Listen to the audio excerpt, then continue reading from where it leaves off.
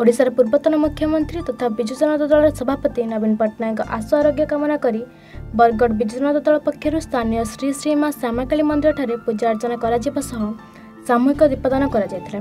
बरगढ़ पूर्वतन विधायक देवेश आचार्य उपस्थित एवं जिला बीजेडी सभापति सुशांत महापात्र प्रत्यक्ष तत्वावधान अनुष्ठित यह कार्यक्रम में बरगढ़ टाउन बीजेडी सभापति किशोर मिश्र, पौर अध्यक्ष कल्पना माझी, उपाध्यक्ष राजेश अग्रवाल समेत समस्त काउंसिलर वृंद और शताधिक बीजेडी कर्मी उपस्थित रही प्रिय नेता नवीन पट्टनायक सफल अस्त्रोपचार सहित आशु आरोग्य कामना पूर्वक पूजार्चना करते।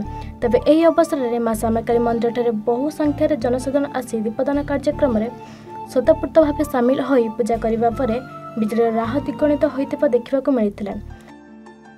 आज बरगढ़ माँ श्यामाकाली मंदिर प्रांगण में आपण मैंने समस्ते जान आमर राज्यर जनप्रिय नेता पूर्वतन मुख्यमंत्री तथा विजु जनता दल सभापति नवीन पट्टनायक और आशु आरोग्य कामना करी आज आम विजु जनता दल तरफ और बरगढ़ जनसाधारण तरफ सामूहिक दीपदान कार्यक्रम करूँ भगवान प्रार्थना करूँ शीघ्र शीघ्र आरोग्य कामना करवा लगे आज सफलतार सहित अस्त्रोपचार भी होइए।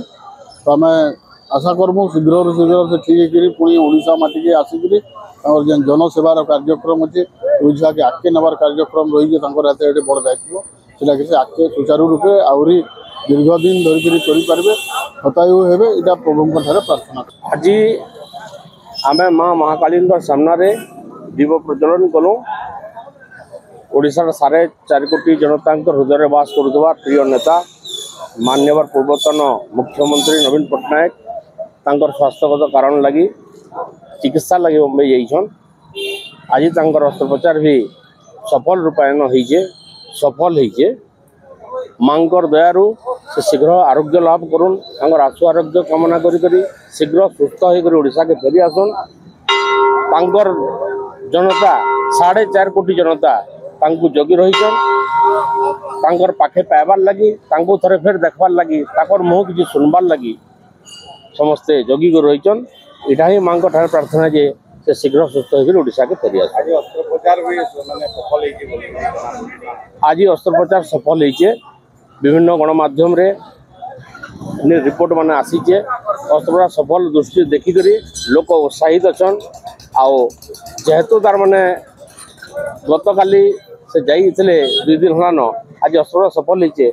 आज से शीघ्र तांकर आशु आरोग्य लाभ करुन सुस्थ होन आईसीयू शीघ्र बाहरुन आ जनसाधारण फेर जेनता सेवा कर सेंता सेवा करूँ। आज बरगढ़ रे माँ श्यामाकाली मंदिर रे बरगढ़ बीजेडी सबू भाई भौणी माने आसिकरी माँ श्यामाकाली ठारे पूजा अर्चना करी दीप प्रज्वलन कलु।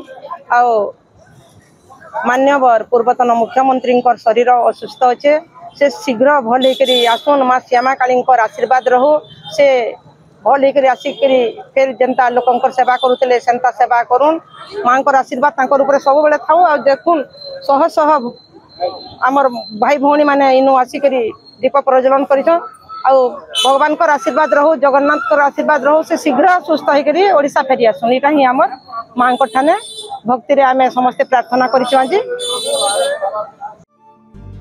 Bargarh जिलार Vijay Kumar Mishra report A1 TV।